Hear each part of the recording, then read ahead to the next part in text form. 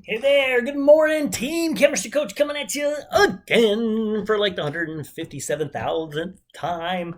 I bet you're sick of my ugly mug now, right? All right, hey, at least you're watching something that's feeding your brain. That's what's important. Do that every day. Get smarter a little bit every day. So, we're on video 5 in our journey through the atom and atomic theory. And we're going to organize the periodic table today, right? Depending who you talk to, we all have opinions, but in my book, this is one of the most important events to occur in not just chemistry, but in science, possibly. Because you look at this trusty periodic table, don't leave home without it, have it in your wallet, all those kinds of things.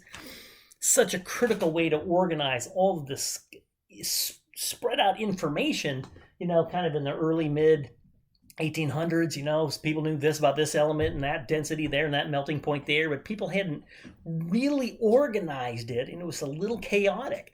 So to be able to take what Dmitri Mendeleev did, and it took him a while to do it, but he formalized it and presented it in 1869, a Russian scientist, to make organization out of chaos.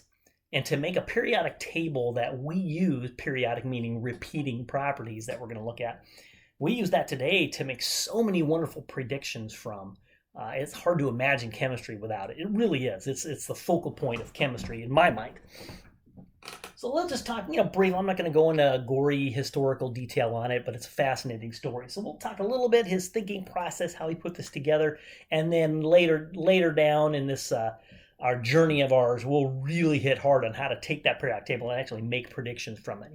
Will this react with this, and what will it form, and what would the melting point of that be, and blah, blah, blah. It's pretty cool. So what he essentially did, the atomic masses at that time weren't super accurate.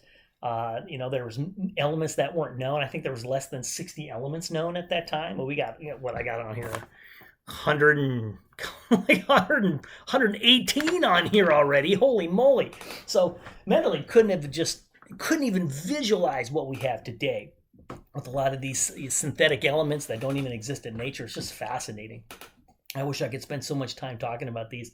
But if you become a chemistry major, you'll take classes that specialize in some of this cool stuff I just don't have time to talk about. This is basic general chemistry. We're just going to get the point across and boom, need to know basis. But Mendeleev could take the known research at the time saying, hey, we know these densities about these elements and these melting points and these boiling points, and this one reacts with water and forms hydrogen gas and explodes. Sodium's a lot of fun. Potassium's a lot of fun in water. He's like, oh. And when you notice patterns, right? Chemistry is a lot you're going to find about patterns. And Mendeleev put these together and goes, hey, this element here, for example, sodium, reacts really similar to potassium. I mean, if you put them together, it pretty much react exactly the same way. It's just potassium kind of gives off this little kind of a purplish flame when you put it in water. It's really cool. And he goes, well, isn't that fascinating? But these other elements don't. But rubidium reacted in a similar way. And he goes, well, wow, let's pull these elements out that have similar chemical behavior. And it turns out they had patterns of physical properties as well. And instead of just, imagine taking all the known elements and organizing them from lightest to heaviest, even though there were some inaccuracies and missing elements at the time, and just put from the lightest hydrogen and just made a big long line, well, that would be have to roll it up and like a scroll and carry it around with it. That wouldn't be very efficient. But he noticed, and all my kids are piano people. My wife's a piano person. I was a singer and a drummer, so I never learned. I should have learned how to play piano. Probably would have made it easier.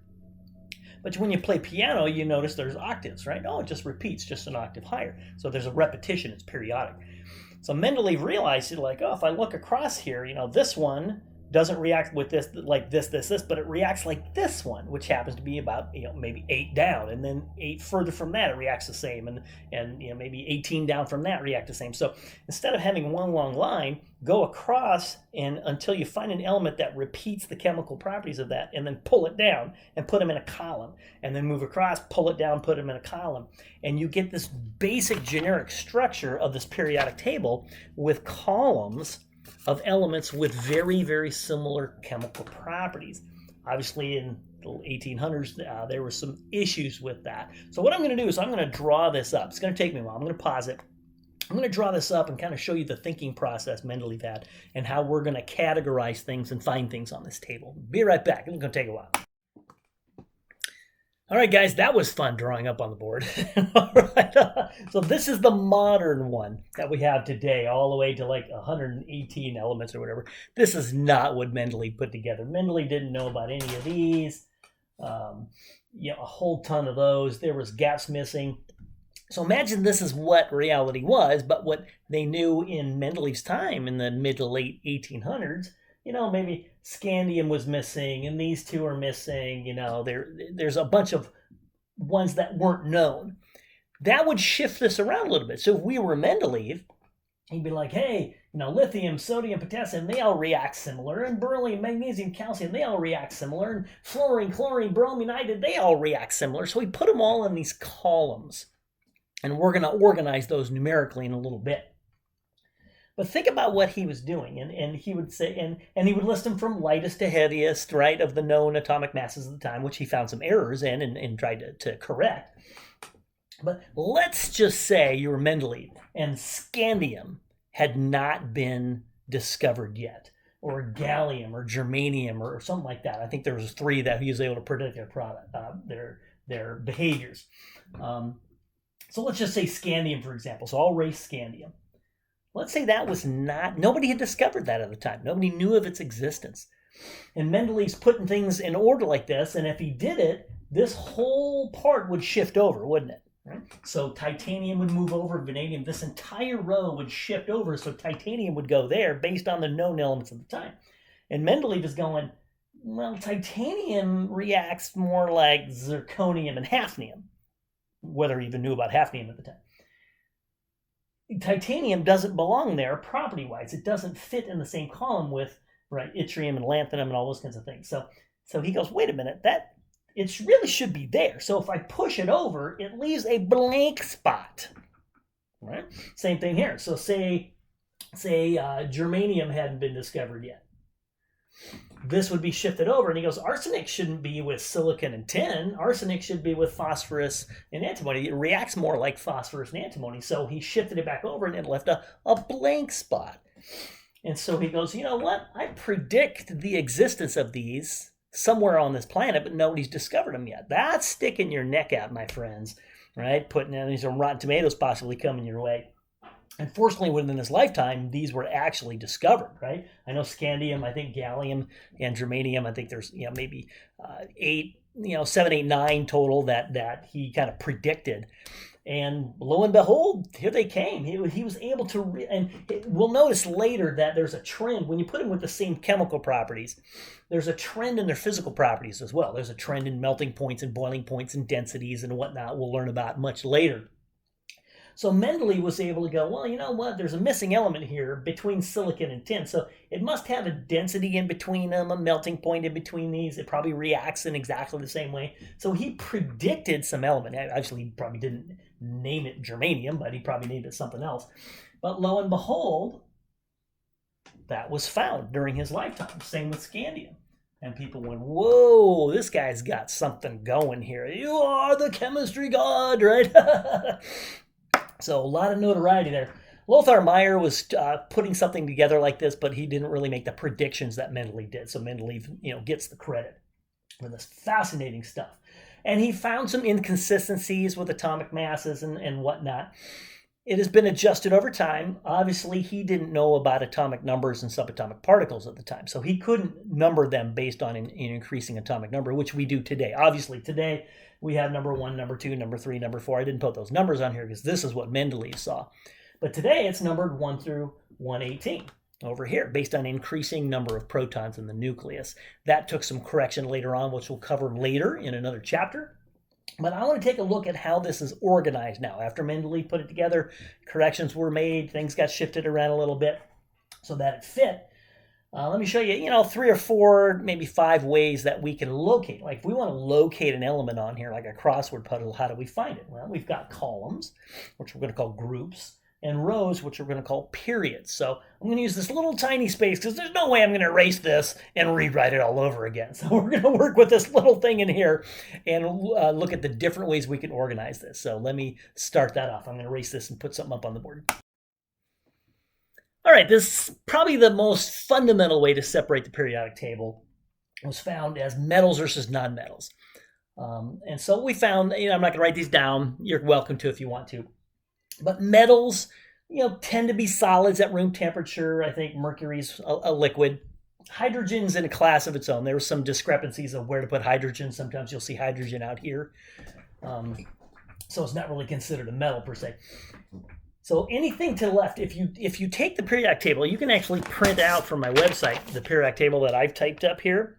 And I've just collected different atomic masses and things and kind of tried to update it as best I can. If you take a staircase line starting at boron and just go down between aluminum and silicon and go down in this fashion, that staircase line separates the metals to the left and the nonmetals to the right. So metals tend to be solids. They're more conductors of heat and electricity. We saw with gold, you can smash it flat. It's malleable. Things like copper wire, they're ductile. You can pull them into wires. You probably learned this in introductory chemistry. Nonmetals, you can't. These are mostly gases. Iodine's a fun solid there. I actually have a bottle laying around. I probably should have grabbed it. Only a couple liquids. So mercury and bromine, those are about the only two liquids you're going to run into at room temperature. But most of these are gases, a few solids and whatnot in there, but they're non-conductors of heat and electricity. So you're not going to be able to take a gas and make a wire out of it, right? So we'll find out later on, metals have a tendency to form cations by losing electrons, and nonmetals have a tendency of forming anions by gaining electrons. And we'll learn why in a little while. But if you just put a little staircase layer on your periodic table, that's the easy separation on it. But then there's these ones right along the line, right? I'm like, I'm right on the fence here. Am I metal? Am I non-metal? I'm not really sure. I could go one way or the other. So, for example, like germanium or something, it's like, well, it could act like a metal or non-metal depending on what it's reacting with. So what's nice in chemistry, we can kind of force it one way or the other. So we call those metalloids.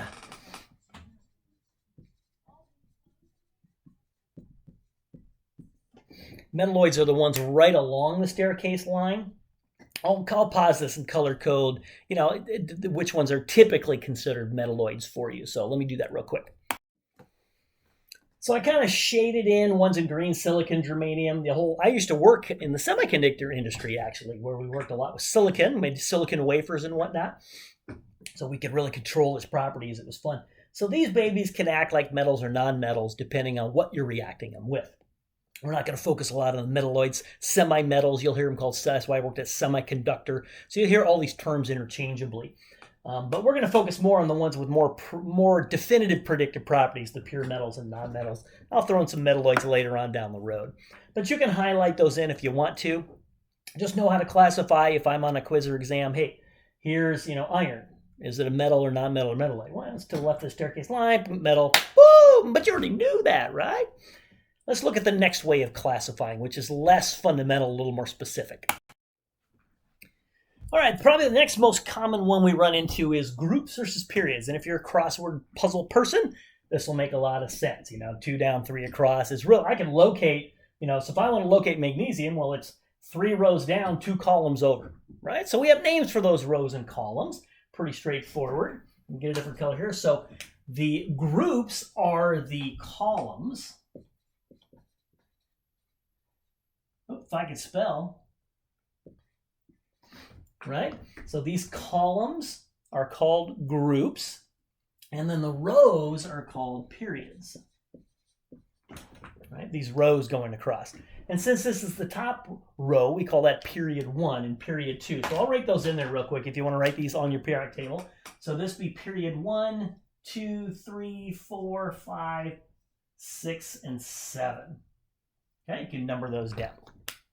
So if I want, hey, what element is in the third group, 4th period? Well, 3 over, 4 down, that's scandium. Right? Really easy to do. Now the issue is, no issue with the rows, but with the columns, there's a couple methods. There's the new International Union of Pure and Applied Chemistry one, which is pretty straightforward, where they're just going to go 1 through 18. And there's one, I think that it's an older way, the CAS, Chemical Abstract Service, I think. Chemical Abstract Service, I think. And right around 1990-ish, the IUPAC put kind of the 1 through 18 across, but a lot of people still fight it, especially me. There was one where they separate them out and you'll see these little Roman numerals with A's and B's. It just helps you with a little more predictive power. I'll show you both ways of looking at these groups. So I'm going to erase this and show you what these groups are real quick. So we could go straight across, and let's do this in blue. So we could go 1, 2, 3, 4, 5, 6, 7, 8, 9, 10, 11, 12, 13, 14, 15, 16, 17, 18. So that's the IUPAC system post 1990, right? So group 1, group 2, group 3, group 4. And that's probably the easiest way to locate something, but it doesn't give you as much predictive ability. So I'm going to erase that, pause it, and put up the old CAS, Chemical Abstract Service one that you're probably familiar with. You'll probably see both of them on the more modern periodic tables. Be right back. This is a little more confusing, but once you know how it works, it really gives you some predictive power. I like it. And that's just the IUPAC around 1990 just went more simplistic, 1 through 18, right?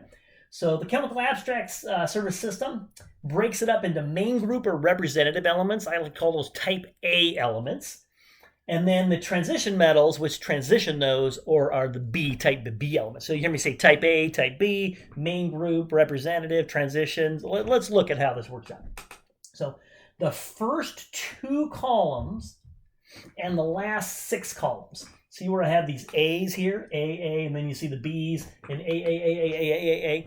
Those are called your main group elements. So right here and right there. So the first 2 and last 6 columns, those are considered representative type A elements or main group elements. And so what the CAS system does is it numbers them. They're by far the most common ones you're going to run into.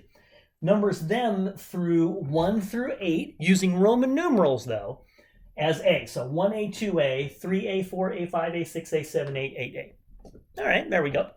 We use those probably 95% of the time easily in general chemistry.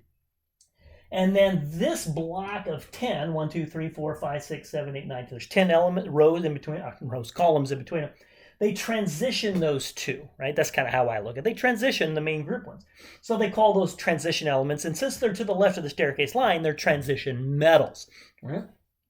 And then we've got these puppies down here that actually slip in between. Now, it just wouldn't fit on a piece of paper, right? So you always see a little star here at lanthanum. And so right here, you get the lanthanides. I'll write that in here. So this entire row right here are called your lanthanides or inner transition metals. And this row comes after actinium. They're your actinides. And together they're called inner transition metals. So inner, I'll squish that in there. So these 2 fall inside the transition metals, so they're commonly called inner transition metals, but mostly they're called lanthanides and actinides based on where it's like a detour that they come through. Sometimes you'll also hear rare earth elements. A lot of these are used in today's electronic devices like your phones and all that fun stuff. So really key to today's technology, so they can get a little pricey. So the numbering system for the main group ones are pretty easy. 1 through 8A with Roman numerals. The transition metals, though, are a little bit wacky, not too critical at this point. You're like, well, why does it start with 3 and 1's over here? Really comes down to, we'll learn about oxidation numbers, things like that, kind of the maximum charge or oxidation number they could be. So these can be a maximum of 3, 4, 5, 6, 7. These 3 are all in the 8 range. These ones are 1s and 2s. So it really starts 1B, 2B, 3B, all the way to 8B. So a little more confusing. You don't need to know that for this class. We're going to focus on these main group representative type A elements. All right. Now, some of these groups have properties that are so similar they are given special nicknames called families. So let's take a look at the family. Not all of them, right? Some of these are just called like, the nickel group, the cobalt group, the chromium group, right? The coinage metal group, right? Copper, silver, gold, right? The old coinage ways. So they got these fancy things in there, but some of them has these nicknames or family names that everybody calls them like that. So I'm going to erase all this fun stuff, and then we'll put in these common family names, and we need to know those. You've got to insert these into your brain if they're not there already. Be right back. I'm actually making the assumption you know most of these families already. I might throw one or two weird ones at you. But these are just kind of common names for some certain groups. Obviously, they're going to be for the main group or representative elements. These are all called transition metals, lanthanides, actinides, or you could call these intertransition metals. We're done with that, right? Now let's take a look at these. And I'm pretty sure you're aware of, where'd my brown one go? Here it is. So group 1A, this first group here, although hydrogen's kind of put in a world of its own. So lithium, sodium, potassium, lots of fun to put in the water. Do not do that at home. Right, do it under a controlled environment with a professor there at the time, but really cool, fun stuff. Those have, now they're all metals, right? Those are called your alkali metals. Boop. Your group 1A. And nobody calls them group 1A metals. Most are just, hey, there's your alkali metals. And if you've ever seen X-Men movies and stuff like that with Wolverine, I think it's like Alkali Lake or something, or Alkaline Lake, where he's turned into, where they put the metal on his bones or something. Well, we'll find out later in another chapter. Alkali and alkaline is an older term for basic.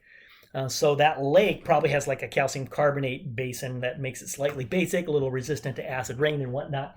But we'll find out in labs later when we put these metals and these metals in water. They have slightly different intensities of reactions, but they both produce base, right? This would produce sodium hydroxide, calcium hydroxide, and bases have, which if you touch it, which you shouldn't, kind of have a slippery feel and a bitter taste to them. So because they both form base in water, they have these alkali or alkaline terms in their names, and they're all metals, right? And in a similar fashion, but just they react with water like they do, but just not quite as violently. So not nearly as much fun. Let's do group 2A. And those are alkaline this time, like an alkaline battery or something. Earth. I wonder where you find them. Metals. All right, so a lot of students get confused between the alkali and alkaline. So alkali metals, group 1A or group 1. Alkaline earth metals, group 2A or group 2, depending if you use the CAS or the IUPAC system. All right, so we got the first two. These are all transition metals. Let's move to these ones. Now, group 3A, I've heard them call it the boron group, the carbon group. I don't know myself specific common names for those, just the boron group, carbon group. But starting with group 5A with nitrogen, which could be the nitrogen group, oxygen group, there are some common names that I've seen for those. So let me erase these two. I'll pause it, and then we'll do these last ones, and we'll be done with the periodic table. Yay! All right, you ready? Let's move to group 5A. Group 5A, right there. This is one I have only seen a few times, but they're called the pnictogens. That's kind of a weird name. I think pnictogens? Who puts an N after a P for crying out loud? Pnictogens, most people just call that the nitrogen group or group 5A, right? And then next to that, 6A. Make sure in chemistry, know your Roman numerals up to 10. That's going to be important. So 6A, most people just call it the oxygen group. Oxygen, sulfur, selenium, tellurium, which all react almost identically. Those are called, now, depending who you talk to, chalcogens or chalcogens. I don't care how you pronounce it.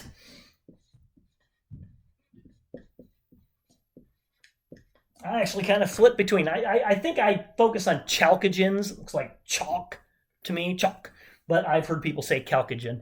Doesn't matter. Not right or wrong. Potato, potato. Whoop-de-doo-de-doo. Let's look at our last two, 7A and 8A. Here we go. These you're probably familiar with. So group 7A, right there. If you're into fancy cars and those kinds of things, the headlights that hurt your eyes, they're just this abnormal, like, luminosity. It's like, they hurt my eye. Those halogen lamps, you ever seen those around? Not a fan of those. But those are called your halogens. So if I say halogens, you're going, I say halogen, you say fluorine, chlorine, bromine, iodine, acetylene. Although Mendeleev didn't know about some of these, and these are relatively new. I wish I had time to talk about some of these transuranium, right? The synthetic ones. A lot of them made at Berkeley, right? You see berkelium in California, in America, right? By Glenn Seaborg, right? So Seaborg's the only one, I think, that actually had an element named after him while he was still alive. First scientist for that to happen. That's quite the honor. But Glenn Seaborg up at Berkeley pretty much synthesized the majority of those. A lot of the new ones today, livermorium, moscovium. I wonder where that one was, right? Oganesson, tennessine, right? In Tennessee. So there's collaborations between America, I think in Tennessee, and somewhere in Russia, Dubnia or something. There's like a dubnium somewhere. Some Japanese in there, nihonium. The stories are just fascinating. I just don't have the time to get into the fascinating history of each one of these. I mean, you get into the Manhattan Project, World War II. It's just so much cool stuff. All right, so I could talk forever on this. I could just talk forever about anything, but that's just me. Let's look at our last one here, Group 8A. That's an ugly looking 8 right there. Those are your noble gases. They're all gases at room temperature, and noble means non-reactive or inert. You'll hear people say inert gases as well. But noble means non-reactive, and we'll find out later when we look at chemical behavior. These things don't really react naturally. We can, you got a big enough laser in a lab, pew, pew, pew, you can do whatever you want. You can make things that are unnatural, but naturally you'll just find those floating around on their own. There's a few metals, like you'll find gold nuggets. They call them noble metals, coinage metals. So platinum's a really high price right now. Gold, of course, even though we're off the gold system in America, we don't make gold and silver coins anymore. I think it was like 1965. They got rid of, the American government got rid of silver in their coinage, which is a bummer. But it is what it is. Copper, of course, we still use. That's a pretty cheap coinage metal. But copper's a little bit more reactive. If you get a copper coin over time, it goes from red to this brownish color. Silver can turn blackish over time. But gold, you can take gold that's been on the bottom of the ocean in a sea wreck for 200 years, and it just looks pristine. Oh, gold is, I love gold. Anyway, that's enough about the periodic table. Nothing really in depth here, just how you can organize it, find your way around there. A little intro into Mendeleev and how it was discovered. Fascinating stuff. We'll be coming back to this quite often, my friends.